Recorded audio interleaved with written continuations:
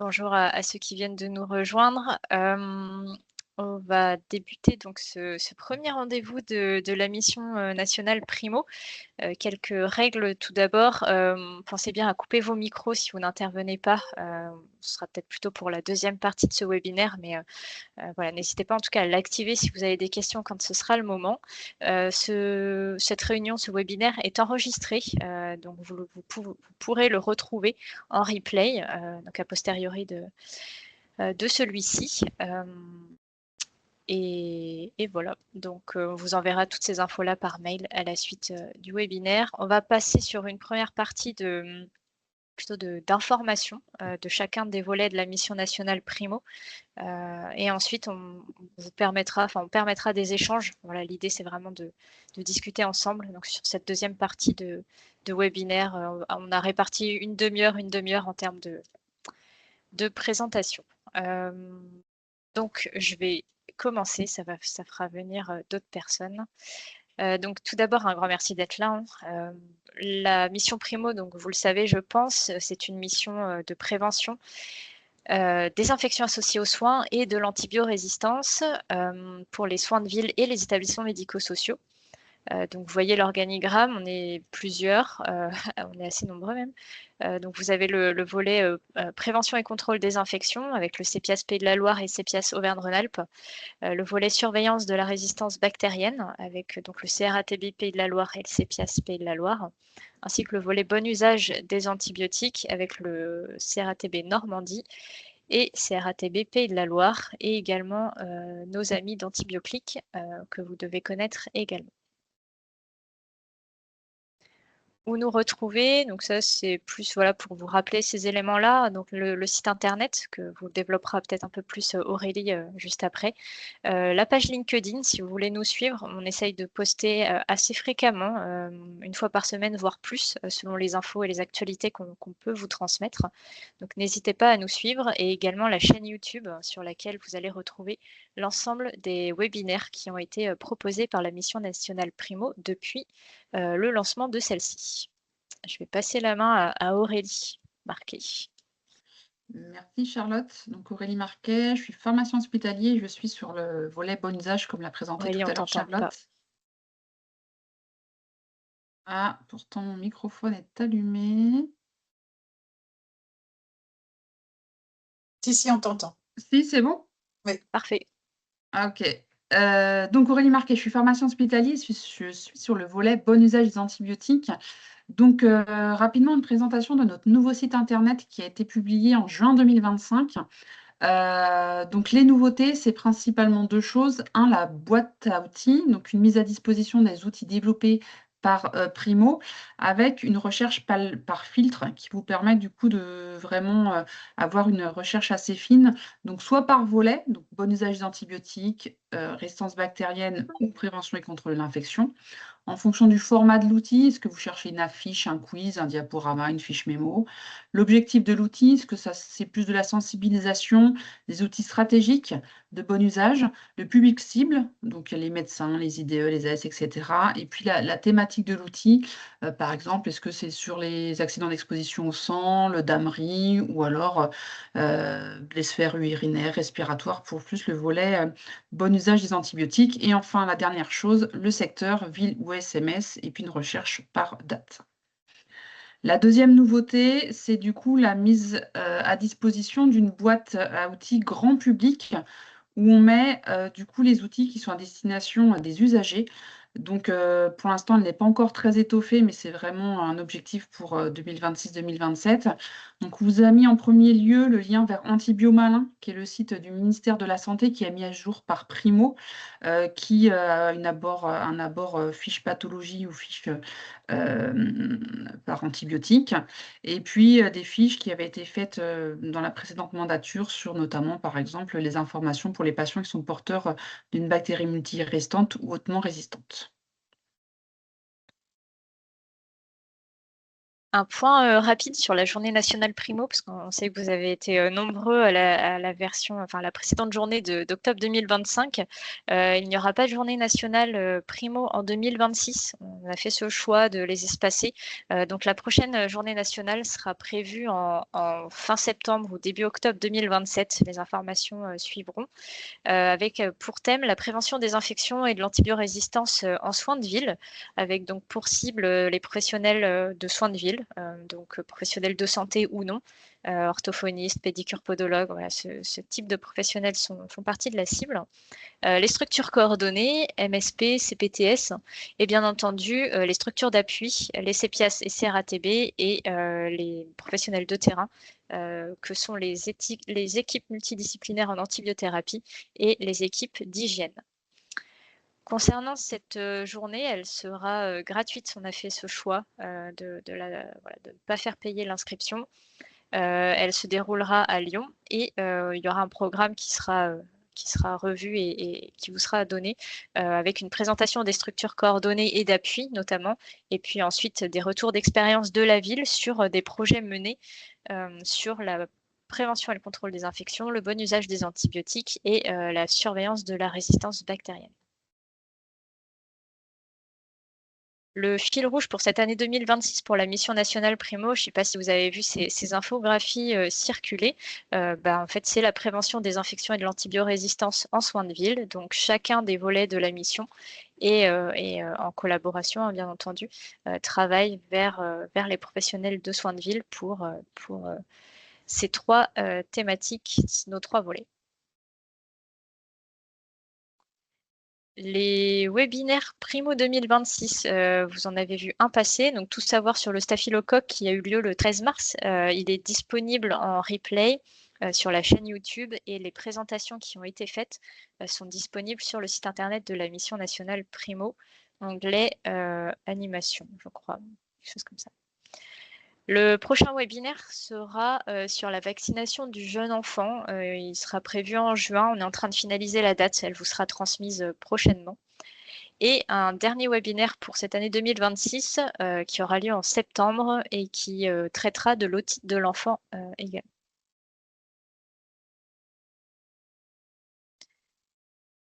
Donc, comme on vous l'a dit, on va parler tout d'abord un peu des projets Primo en cours. Ça va aller assez vite, hein. On va commencer par le volet prévention et contrôle de l'infection avec donc Chloé Duménil. Je vais te laisser la main pour présenter ces différents projets.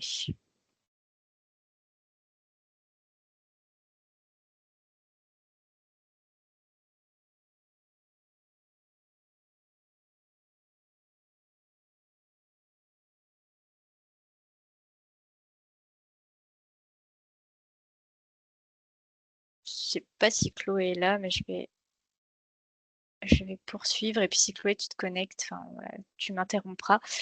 Donc, tout d'abord, pour le premier secteur de la ville, il y a plusieurs choses, notamment la création d'outils avec notamment une fiche action anti-biorésistance et prévention des infections.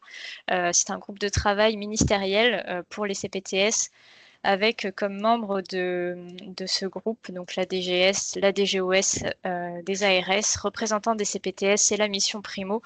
L'objectif en fait de cette fiche action, c'est vraiment de la mettre à disposition pour les CPTS afin que les professionnels concernés puissent prendre cette thématique antibiorésistance et prévention des infections dans leur projet pour l'année en cours ou pour l'année à venir.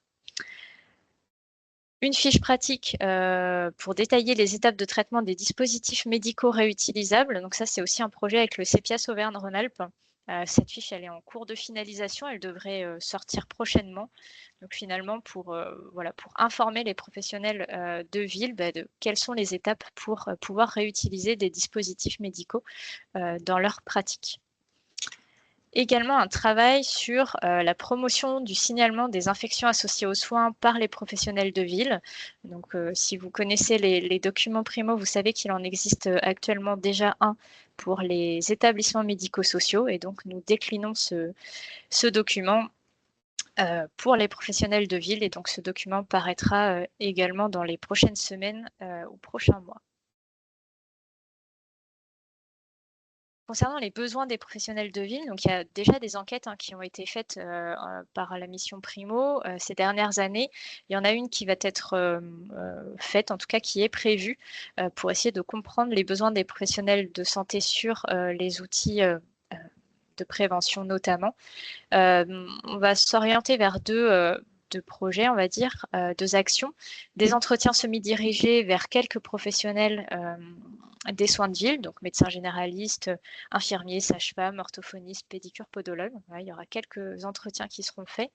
Et également la même chose avec le versant CEPIAS, finalement pour essayer de voir ce qu'ils ont pu faire comme action et voir ce qui a marché pour pouvoir les reproduire avec la mission Primo. L'autre point également pour la ville, il y a eu un gros travail qui a été réalisé par Chloé Duménil de recensement des outils existants sur la prévention et le contrôle des infections, mais spécifiquement dédiés pour la ville.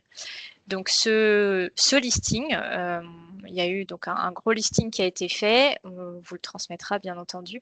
Vous aurez donc l'année d'émission de l'outil, l'émetteur, le titre de l'outil, le type d'outil ainsi que la cible finalement de cet outil. Et donc l'ensemble des liens hypertextes seront mis pour que vous puissiez y accéder. Concernant les établissements médico-sociaux, donc vous avez dû voir que le programme d'hygiène bucco-dentaire, enfin d'amélioration de l'hygiène bucco-dentaire a été lancé avec 2 parties. Une partie à destination des CEPIAS pour mettre en place une formation des équipes mobiles d'hygiène sur la thématique. Et également des outils plutôt à destination des ESMS et des EMH, avec un catalogue qui recense de façon exhaustive l'ensemble des outils qui permettent de faire de la formation, de l'évaluation et de la sensibilisation sur l'hygiène bucco-dentaire. Et l'autre point que vous avez aussi, c'est un recueil d'indicateurs. Il y a 5 items et ça vous permet en fait de voir dans les ESMS ou avec les EMH, de voir en fait l'état, comment votre établissement se situe dans l'amélioration de l'hygiène bucco-dentaire. Donc, il est accessible. Ce qui va venir prochainement, c'est une version vierge PDF pour vous permettre de pouvoir compléter en amont sur papier. Donc, tout ceci est disponible sur le site de la mission Primo. Concernant l'hygiène des mains, la surveillance de la consommation des PHA en établissements médico-sociaux est ouverte depuis le 5 mars. Donc, il y a un formulaire en ligne. N'hésitez pas à aller voir, à nous contacter en cas de besoin.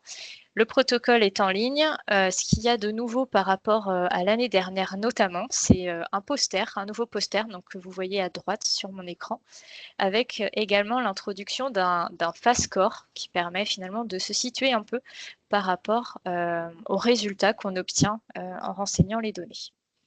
On a aujourd'hui 383 établissements qui ont participé, donc voilà, c'est un peu mon moment de promotion. Voilà, je vous invite à aller compléter ces données si vous en avez la possibilité, afin qu'on puisse encore une fois avoir une tendance au niveau national de ce qui se passe sur la consommation des PHA. L'autre point aussi, mais ça je pense que vous l'avez peut-être vu, c'est l'outil d'auto-évaluation facile. Donc avec des nouveautés, enfin une nouveauté notamment, on a mis à jour l'année qui apparaît sur les documents. Comme ça, vous pouvez refaire l'auto-évaluation et voir un peu la progression que vous avez d'année en année, ce qui permet aussi pour les évaluations de l'HAS notamment de montrer l'implication de l'établissement sur la thématique hygiène des mains. Vous avez également la possibilité de retrouver les évaluations des années antérieures. Donc ça, voilà, vous pouvez enregistrer ou en tout cas les avoir en ligne. Ça vous permet de facilement les retrouver. 3 derniers points. Concernant le DAMRI, le COPIL DAMRI a été réactivé en tout début d'année 2025. La mission Primo a été intégrée à ce COPIL. Et donc, il y a eu de nombreuses réflexions, de nombreuses enquêtes aussi, je pense que vous les avez vues.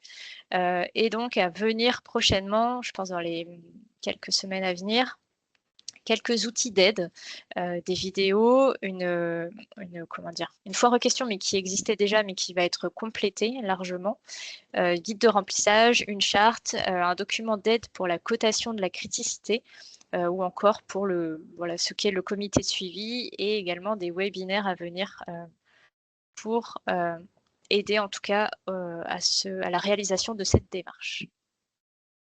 À venir aussi très prochainement, le rapport de l'enquête sur l'activité des EMH.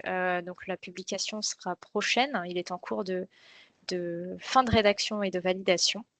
Et l'enquête 2026 débutera avant l'été. Donc ça, c'est plutôt une info pour les CEPIAS. En tout cas, elle débutera prochainement pour cette année. Et également un dernier point, un dernier projet qui va être constitué, qui va être réfléchi et débuté prochainement, c'est un audit sur les équipements de protection individuelle et notamment les masques et les gants. Donc dans les établissements médico-sociaux, avec donc un audit un peu clé en main qui vous permettra d'évaluer, d'observer l'utilisation de ces EPI. Et nous sommes actuellement en train de réfléchir à la création du groupe de travail qui comprendra, je pense, des CEPIAS, mais également des professionnels de terrain, des EMH et des établissements médico-sociaux, pour être au plus proche de vos pratiques. Je vais passer la main à Aurélie pour la suite. Merci Charlotte. Je rappelle que vous pouvez poser vos questions dans la conversation de la réunion, n'hésitez pas. Comme l'a dit Charlotte, en début de réunion, il y aura un temps à la fin pour répondre à toutes vos interrogations ou même échanger sur vos besoins de terrain, n'hésitez pas. Donc sur le volet bon usage des antibiotiques, le premier outil que je voulais vous représenter, c'est l'outil de data visualisation. Donc c'est un outil qui est sorti il y a un peu plus d'1 an, mais il fait l'objet d'une actualité en mars. Si tu peux changer la diapo, Charlotte. Puisqu'en fait, le 10 mars est sorti du coup une nouveauté avec le suivi des données de consommation de produits hydroalcooliques. Donc là, je vous ai mis du coup l'entête de l'ADV avec du coup l'entête accueil, synthèse, BUA et PCI. Rapidement, je vais revenir sur du coup l'onglet synthèse qui permet d'avoir une synthèse sur les principales données. Vous pouvez faire un filtre par année, par région et par secteur. Et sur cet onglet synthèse, vous avez du coup les indicateurs, dont celui de la consommation globale d'antibiotiques en prescription pour 1000 habitants, les consommations par famille d'antibiotiques et puis quelques indicateurs de pertinence. Le deuxième onglet, c'est celui sur les consommations antibiotiques. Donc là, je vous ai juste mis une copie d'écran des consommations globales d'antibiotiques, mais également, vous pouvez faire des filtres par année, région, département, PCI, GHT-EMA, par secteur, ville ou EHPAD, en nombre de prescriptions, en nombre de doses définies journalières, par classe d'âge également. Vous avez soit des représentations graphiques, comme c'est ici du coup montré. Vous avez soit des tables de données et vous pouvez également faire des cartographies et vous comparer aux données soit régionales ou soit nationales. Et puis enfin, la nouveauté, donc le suivi des données de consommation de produits hydroalcooliques, où là, vous avez toujours le même système avec soit du suivi des évolutions, table de données, cartographie ou des comparaisons. Et là, idem, vous pouvez faire des filtres par année, par région, par département et par secteur, donc soit EHPAD ou SMS.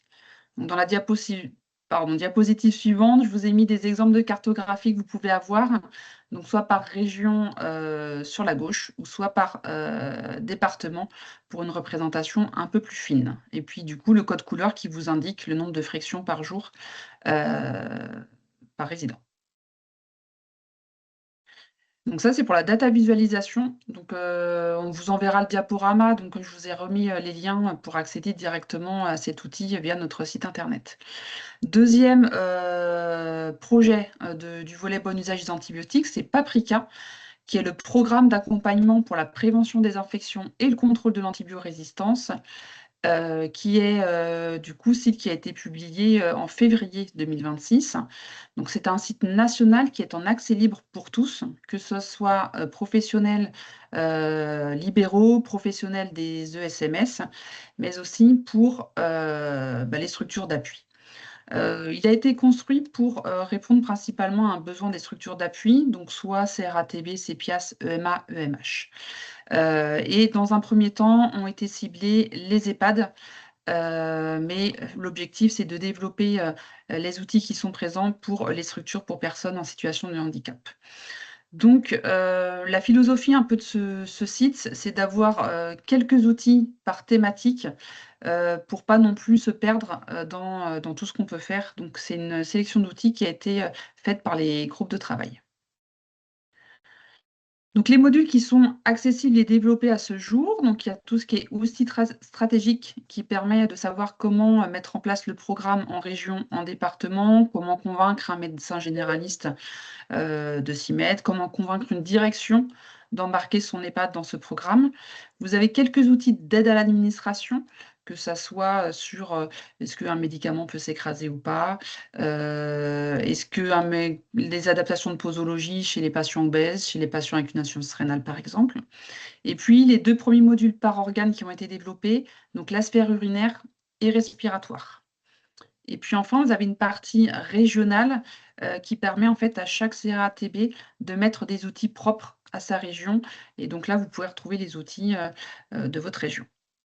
Donc comme je vous le disais tout à l'heure, c'est un contenu avec des outils réduits, donc, mais sous différentes formes. Vous pouvez trouver des quiz à destination des médecins, des paramédicaux, des affiches, des PowerPoint de présentation qui sont sous format PowerPoint et non PDF, donc que vous pouvez adapter à votre besoin ou à votre région, à votre département. Et puis, l'outil qui peut être intéressant, c'est les trucs et astuces pour aider à la mise en place du programme. En fait, ça synthétise tout le retour d'expérience que nous avons eu pour vous aider à mettre en place ce programme dans votre région. Le 24 mars, nous avons fait avec Willy Boutfol qui porte ce projet, un webinaire de présentation. Le replay est disponible depuis aujourd'hui, donc accessible soit à partir de notre site internet dans la rubrique Paprika ou dans la rubrique Actualité, ou sinon directement sur le site Paprika. Et puis enfin, une dernière partie sur le volet bon usage des antibiotiques. Je voulais vous faire un petit focus sur les outils pratiques à utiliser au quotidien. Donc, qui se trouvent dans la partie bon usage des antibiotiques, donc soit fiches pratiques, soit quiz et cas cliniques. Donc, dans les fiches, dans les dernières nouveautés, on retrouve les ordonnances pour prescription virale, donc soit adultes, soit pédiatriques. Un travail qui a été fait avec le réseau des CRATB, c'est un document sur l'antibiogramme ciblé en 4 points pour expliquer aux médecins généralistes pourquoi cet antibiogramme ciblé est mis en place par les biologistes. Un document sur la prise en charge du Clostridioides difficile avec une approche pluriprofessionnelle, avec un rappel sur la clinique, l'épidémiologie, 2, comment interpréter les résultats de biologie qui ne sont pas forcément évidents à comprendre, un 3e point sur la prise en charge, en ville, avec la difficulté de dispensation, puisque c'est une prescription hospitalière, une dispensation hospitalière. Et enfin, un dernier point sur la prévention des infections pour les médecins généralistes. Et puis, l'autre document, le microbiote intestinal, pour expliquer l'intérêt de ce microbiote, l'intérêt de le préserver et l'intérêt d'éviter de prendre des antibiotiques pour ne pas trop le perturber. Donc ça, c'est à destination des professionnels de santé, mais également des usagers. Deuxième outil pratique, ce sont les quiz et les cas cliniques. Donc, suite aux nouvelles recommandations sur la pneumonie aiguë communautaire et la pneumonie d'inhalation, ont été créés, soit des quick quiz. En 5 minutes, vous avez quelques questions et les principales actualités sur ces recommandations, ou sinon des cas cliniques un peu plus longs, 15 minutes, 20 minutes, pour du coup approfondir les sujets et partir de situations concrètes de patients. Et puis je vous rappelle du coup Antibio Malin, je vous en ai parlé en début de session, site pour le grand public qui permet du coup d'avoir des informations simples sur les pathologies et les antibiotiques. Et puis la suite pour 2026, donc on vous en dira plus pour le 2e rendez-vous en fin d'année. Mémo Danto, Donc ça, c'est en cours de construction avec un partenariat avec l'UFSBD. C'est un site d'aide au diagnostic et à la prise en charge des urgences dentaires pour les médecins généralistes et les pharmaciens officinaux, qui permettra de donner les recommandations de prise en charge. Et puis, il y aura des vidéos pour aider les médecins généralistes à réaliser un examen bucco-dentaire efficace et qui donne du coup les informations dont on a besoin.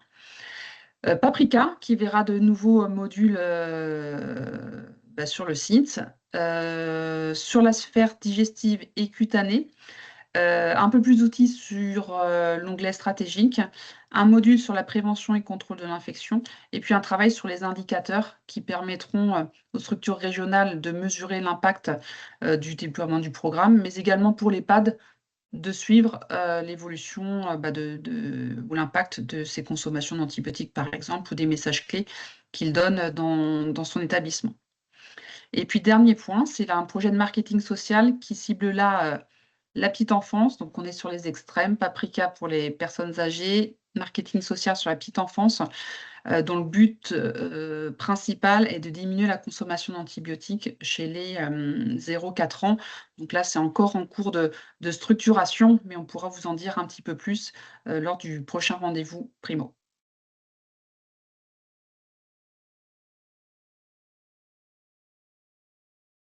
Alors, à mon tour, donc moi, je vais vous parler Sylvia, je te passe la main. Oui, à mon tour, je T'entends pas. disais... Est-ce que vous m'entendez? Oui, c'est Oui. bon. C'est Ouais, bon? c'est tout bon. Alors, à mon tour, donc, je m'appelle Sonia Thibault, je m'occupe, moi, plus particulièrement du volet résistance bactérienne aux antibiotiques. Et donc, en fait, on travaille avec un réseau de laboratoires. Je veux bien, Charlotte, que tu passes la diapo. Euh, donc, en fait, on travaille avec 55 regroupements. Alors là, ce sont les chiffres pour l'année 2024. On a travaillé avec 55 regroupements différents, ce qui représente 2015 laboratoires implantés en France et métropolitaine et puis autres régions. D'ailleurs, sur la cartographie, vous voyez les points bleus, ce sont les laboratoires qui participent à la surveillance primo, et les points blancs sont ceux qu'il faut qu'on arrive à motiver pour participer et avoir des données dans ces départements. Ça représente 13 régions métropolitaines plus la Réunion, pour des raisons diverses et essentiellement techniques. Il y a eu l'année 2023, la Guyane et la Guadeloupe participaient. Elles n'ont pas pu participer en 2024 et on a espoir qu'elles y arrivent pour l'année 2025. Donc sur le graphe, vous voyez qu'en fait, depuis le début de la mission Primo, c'est un réseau qui augmente progressivement en nombre de participants. Et j'en profite vraiment pour remercier les biologistes qui le font de façon bénévole pour nous envoyer tous leurs antibiogrammes chaque année. Sur la dia suivante, donc, pour rappel, donc ce sont des prélèvements à visée diagnostique. On exclut effectivement tout ce qui est dépistage et tout ce qui concerne les patients hospitalisés ou en clinique. Et les micro-organismes que nous suivons sont Escherichia coli, les Klebsiella, les entérobactères et bien sûr le Staphylococcus aureus. Et là, je vais vous partager, donc, alors non, pardon. Dans la stratégie nationale, il y a 6 indicateurs qui concernent notre partie. Donc, ce sont les résistances au C3G pour Escherichia coli, que ce soit en soins de ville ou en EHPAD, les résistances au fluoroquinolone et aussi la production de carbapénémase, cette fois-ci en cumulant les producteurs de carbapénémase chez E. coli, Klebsiella et Enterobacter cloacae, et à chaque fois donc en soins de ville et en EHPAD. Sur ces 3 indicateurs de la stratégie nationale, on voit que pour l'année 2024, en tout cas, 3 sur 6 sont en diminution. On observe en 2025, on a observé une augmentation de la résistance au C3G, mais dans le secteur ville. En fait, sur le graphe, vous voyez que on était en 2023 à 3,8% et là, on est passé à 4,3% de résistance au C3G en 2024 en ville. Et par ailleurs, la production de carbapénémase augmente également, que ce soit dans les 2 secteurs, mais reste bien en dessous de la cible qui est de 0,5%. Alors après, j'avais envie de juste vous montrer, de vous partager l'écran pour vous montrer le site internet de la Mission nationale Primo. Donc là, comme vous l'ont dit mes collègues, vous avez tout ce qui concerne la PCI qui est sur cet onglet. Tout ce qui concerne le bon usage est ici, et la résistance aux antibiotiques, c'est sur le troisième point. À savoir que si vous cliquez sur le En région, vous avez accès à la fois, alors, hop, attendez. Vous avez à la fois accès à tous les rapports de la surveillance de la résistance aux antibiotiques, mais aussi au rapport de la surveillance PHA.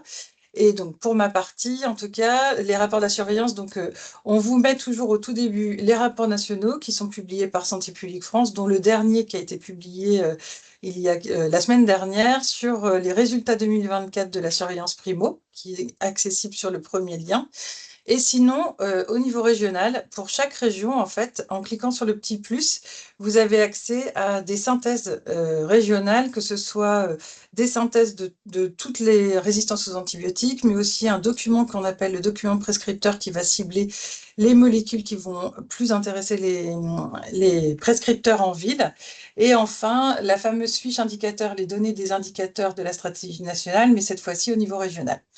Vous y avez donc accès sur cette page-là. Et sinon, dans la partie résistance aux antibiotiques, donc là, il vous est possible, en fait, en allant sur l'onglet Analyse, d'avoir accès à 3 niveaux de rendu de résultats, soit niveau national, régional, départemental.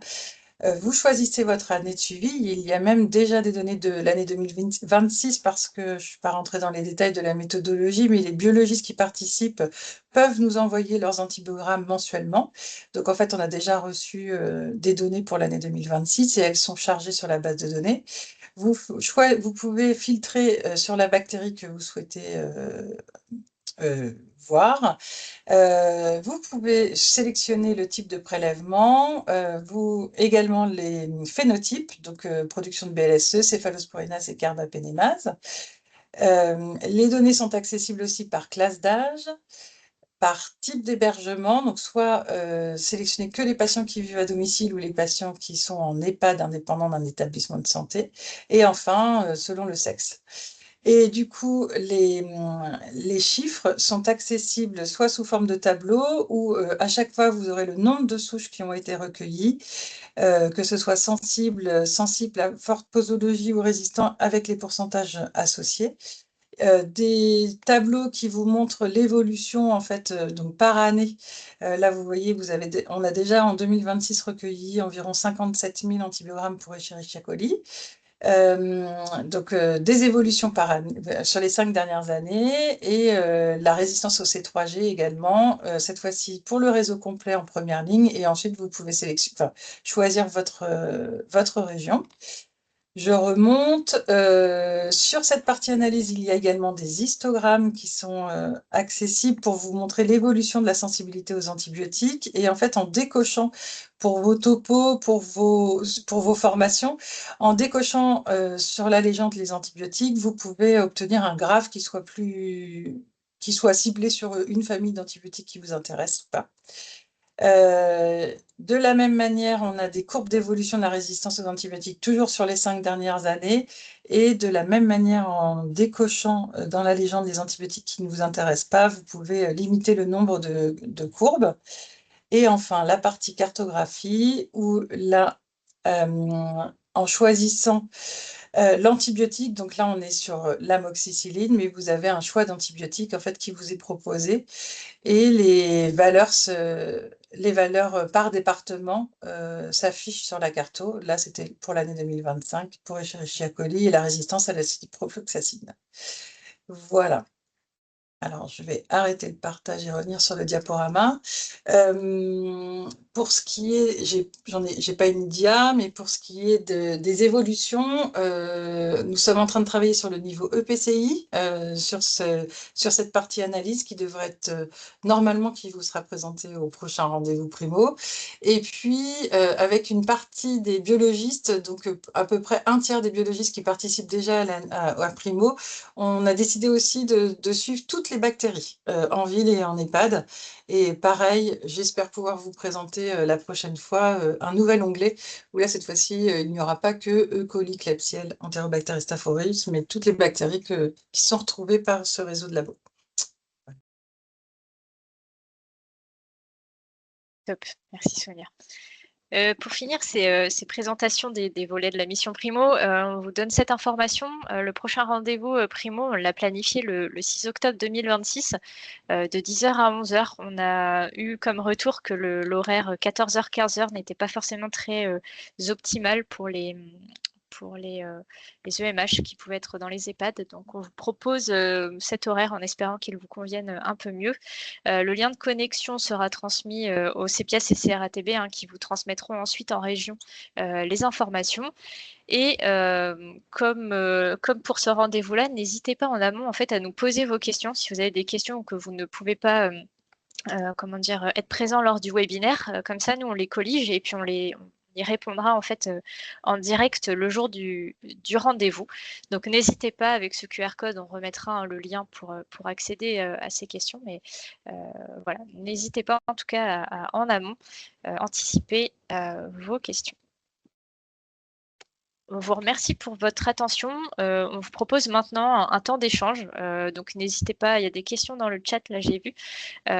Et puis après, si vous avez des questions, n'hésitez pas à lever la main ou à allumer votre micro et votre caméra afin qu'on puisse échanger ensemble sur ce qui a été présenté à l'instant. Du coup, on va commencer par les questions PCI. Charlotte, parce qu'on a eu quelques-unes du coup dans le chat. Concernant l'audit dont tu as parlé sur les équipements de protection individuelle, est-ce que ça concerne les EPI, tabliers, gants, etc., ou les compléments vestimentaires? Alors, on n'a pas encore totalement débuté le groupe de travail. La première réflexion est suite au conseil scientifique de Primo qu'on a eu début mars. Cet audit s'orienterait plutôt vers les gants et vers les masques. Mais c'est encore à définir. C'est vraiment juste une première idée pour cet audit. Deuxième question, donc pour le CPIAS ARA qui récolte toutes les données de consommation de PHA, ils ne reçoivent pas le poster récapitulatif. Est-ce que c'est... Oui, en fait, ce sont les établissements médico-sociaux qui vont compléter en fait leurs données sur leur saisie, leur formulaire d'activité. Et en fait, ce sont les établissements médico-sociaux qui ont un poster qui s'affiche quand ils complètent les informations. Donc oui, on pourra voir comment on peut faire en ARA pour que les EMH aient accès ensuite à cette information. Ou alors, voilà, ça vous impose, on va dire, de contacter les établissements un par un pour avoir le poster, mais peut-être qu'on peut réfléchir à faciliter cet élément-là. Mais je note. Autre question, toujours sur la consommation de PHA, qui est renseignée dans l'outil de valorisation EMH chez PIAS Bourgogne-Franche-Comté pour chaque EMS conventionné. Est-ce que ces données nous sont transmises du coup? Est-ce que les données remontent jusqu'à nous? Je ne suis pas sûre d'avoir compris la question. Vous renseignez donc sur un outil de CPIAS BFC, est-ce que ça arrive à Primo, c'est ça la question? Il n'y a pas, en fait, la seule région qui... allez-y, intervenez, n'hésitez pas. Oui, bonjour, je suis Madame Dos Santos Paula, je suis... On ne vous entend pas si vous je travaille sur le CPIAS Bourgogne-Franche-Comté. Nous avons un outil de valorisation où on remplit pour chaque établissement. En tout cas... Attends, Charlotte, on entend du coup. C'est bon là? Ouais. Oui, j'ai mis le micro, mais vous ne m'entendez pas? Si, c'est bon. C'est bon? Oui. Voilà, je suis infirmière hygiéniste sur le dispositif du CPIAS Bourgogne-Franche-Comté. Et nous avons un outil de valorisation où on doit faire certains indicateurs, dont la consommation de solutions hydroalcooliques pour chaque établissement qu'on prend en charge et qu'on accompagne plutôt. Et je voulais savoir, comme il est fait, est-ce que c'est remonté à votre surveillance ou pas, ou si je dois refaire à nouveau cette surveillance pour chaque établissement pour avoir le poster, quoi. Parce que moi, le poster, c'est moi qui le crée avec la consommation de chaque établissement. Donc, c'est un outil régional, en fait, qui est fourni par votre ARS? Du coup, c'est un outil de suivi, en fin de compte, de traçabilité des comptes rendus, etc. Et dedans, il y a des indicateurs qui est demandé, hein, la consommation de solutions alcooliques, il y a la vaccination, etc. C'est des indicateurs nationaux. Et on doit renseigner pour chaque établissement pour savoir où ils en sont dans leur consommation de solutions hydroalcooliques. Mais ce que je comprends, c'est que ça ne rentre pas dans vos données à vous. C'est ça? Donc, je dois refaire Tout à fait. par rapport à votre lien de surveillance de ce consommation hydroalcoolique. Ouais, parce qu'en fait, si les données ne sont pas complétées via notre outil de recueil, ça incrémente pas en fait la base nationale. Donc, il faut vraiment ressaisir toutes les données, puisqu'en fait, vous rentrez le numéro FINES de l'EHPAD, etc., pour pouvoir identifier l'EHPAD. Avec les données de consommation chat, les données de journée d'hospitalisation. Et ça, il faut vraiment le faire sur notre plateforme de recueil. Sinon, ça remonte pas au national, en fait. Et du coup, les établissements qui participent ne sont pas du coup mentionnés dans le rapport national. Et du coup, on a un moindre nombre de participations. Donc, c'est vrai que si vous pouvez refaire cette saisie, ça serait vraiment l'idéal pour que ça remonte jusqu'à nous. C'est ça, on n'a pas de transmission, il n'y a que la région Auvergne-Rhône-Alpes qui nous transmet ces informations et ces données. Aucune autre région ne nous transmet ces informations. Enfin, en tout cas, il n'y a pas de. Voilà, c'est pas prévu. Donc, ouais, si vous complétez un outil en région, malheureusement, il faudra compléter aussi sur le formulaire en ligne Primo si vous souhaitez voir apparaître les établissements dans cette surveillance. Merci pour la question et je suis navrée, moi, j'entendais pas du tout. Bon, je ne sais pas ce qui se passe. Je vous remercie pour votre réponse. Merci. Merci. Autre question un peu sur la PCI, c'est est-ce que Primo propose une certification Certibiocide en ligne? Non. Non, en fait, non. Il y a le CEPIAS Auvergne-Rhône-Alpes qui propose une formation Certibiocide en présentiel, pour le coup pas en ligne, à destination des hygiénistes. On ne propose pas de certificat, enfin de formation, pardon, Certibiocide pour les professionnels des ESMS, mais en tout cas pour les hygiénistes, il y a possibilité, si vous le souhaitez, de vous inscrire à la formation Auvergne-Rhône-Alpes, enfin CEPIAS Auvergne-Rhône-Alpes, qu'on essaye d'adapter en tout cas au monde médico-social. Ce sont des structures du coup agréées. Je vais vous mettre le lien dans le chat qui proposent soit des formations en visio ou en présentiel par rapport pour avoir ce certibiocide. Une autre question sur le lancement du programme hygiène bucco-dentaire, Charlotte. C'est noté du coup dedans que les hygiénistes des EMH seront formés par un chirurgien dentiste pour pouvoir déployer le programme. Qu'en est-il au niveau de chaque région en fait, ou comment ça s'organise? Oui, en fait, ce sont les CEPIAS qui doivent s'emparer de cette possibilité et donc en lien avec les ARS. Donc chaque région, on n'a pas de visuel sur l'avancement de chaque région, mais chaque région avance à son rythme pour pouvoir mettre en place, en tout cas travailler avec les ARS notamment et les chirurgiens dentistes pour déployer ce programme de formation pour les équipes mobiles d'hygiène. Donc je vous invite là pour le coup à contacter votre CEPIAS. Ils auront peut-être plus d'informations à vous donner sur ce point-là. Ok, on va passer peut-être à des questions sur le bon usage. Aurélie, pour le traitement recommandé pour le Clostridium difficile, actuellement en dispensation hospitalière, est-ce qu'il va être mis à disposition en ville, enfin pour la ville, et si oui, dans quel délai? Alors, le Difficlir, donc qui est la fidaxomicine, serait en cours de je vais inventer un mot, mais non, mais serait du coup génériqué. Mais selon les dernières informations qu'on aurait, ça resterait quand même une prescription hospitalière, une dispensation hospitalière. Donc, à suivre dans les actualités, mais aujourd'hui, ça reste encore hospitalier et pas disponible pour la prescription par un médecin G ou disponible en officine. Mais on vous tiendra au courant si on a des actualités sur ce traitement. Et pour le programme Bambin, vous avez ciblé les 0-4 ans spécifiquement. Pourtant, c'est une population chez qui on a une diminution de la consommation des antibiotiques ces dernières années. Est-ce que tu as une explication? Alors du coup, tu nous as grillé sur le nom, Sonia. Donc c'est Bambin, le Ah, projet de pardon, tu l'avais pas marketing dit. social. Je n'avais pas encore donné le nom. Bambin, donc bon usage des antibiotiques, mieux protéger les bébés et prévenir les infections et prévenir la santé. Donc ce programme n'intègre pas uniquement les consommations d'antibiotiques, mais également la prévention des infections. Alors pourquoi les 0-4 ans? Donc, comme je le voyais dans le chat, c'est vrai que c'est la tranche d'âge chez laquelle la consommation d'antibiotiques a le plus baissé entre 2014 et 2024, mais ça reste la population la plus exposée par rapport aux données de consommation avant les personnes âgées. Pourquoi un bambin? Parce que, on souhaite toucher bien sûr les enfants et diminuer les consommations d'antibiotiques dans cette classe d'âge, mais on souhaite, par effet un peu ricochet, toucher les parents.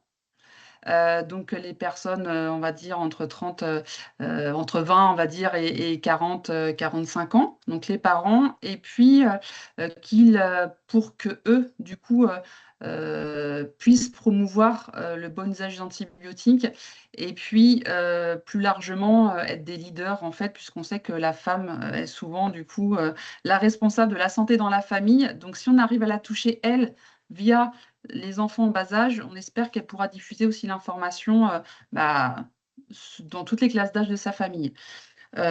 Pourquoi aussi? C'est parce qu'en fait, comme on va faire aussi de la prévention des infections dans cette tranche d'âge, comme vous le savez, les enfants qui sont en collectivité sont la promiscuité et le manque en fait de mesures d'hygiène font que du coup ils sont beaucoup plus sensibles aux infections et on espère aussi par ricochet, prévention des infections, moins d'infections, moins d'antibiotiques.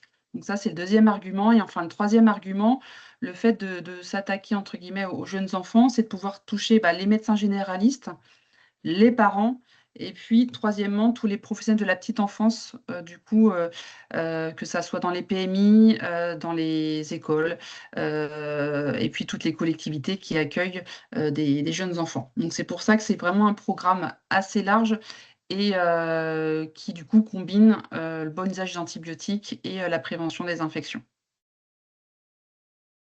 Merci. Je vois pas d'autres questions. Est-ce que...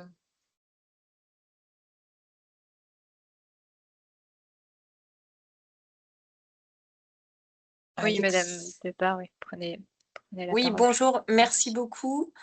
J'avais une petite question et c'est peut-être déjà le cas. Est-ce que vous avez, pour la prise en main de Data Visualisation Primo, une petite vidéo courte accessible à transmettre aux utilisateurs EMA, etc. Ou est-ce que il faut leur demander de voir des webinaires comme ça? Ou est-ce qu'il y a déjà une prise en main de l'outil? Parce que moi, j'ai découvert qu'on pouvait avoir accès aux données de résistance déjà 2026 et je trouve ça hyper intéressant. Et je voulais savoir s'il y avait quelque chose de, de l'information à la maniabilité de l'outil très courte qui était à disposition.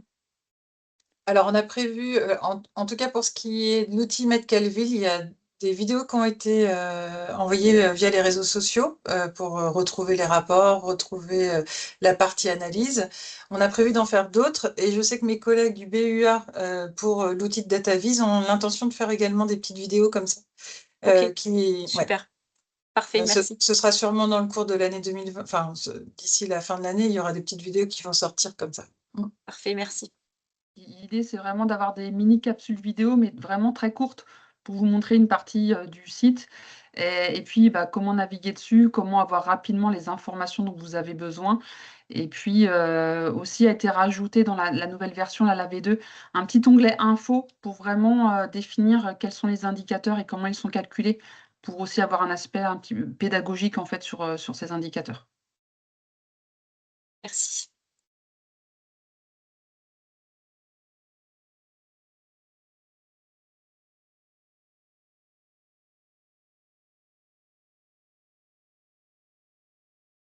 Est-ce qu'il y a d'autres questions?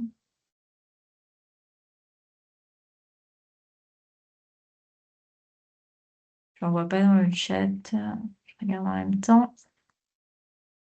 Pas non plus dans les participants. Nous avons été clairs. Hop. Si cela vous convient, on va finir avec une dizaine de minutes d'avance. Un grand merci en tout cas pour votre présence. On vous retrouve le 6 octobre à 10h. Et puis, si vous avez des questions d'ici là, n'hésitez pas à nous contacter. On est disponible pour y répondre. Voilà. Donc, n'hésitez pas. Un grand merci à tous. Très bonne journée. Merci beaucoup. Bon après-midi. Merci à vous. Au revoir.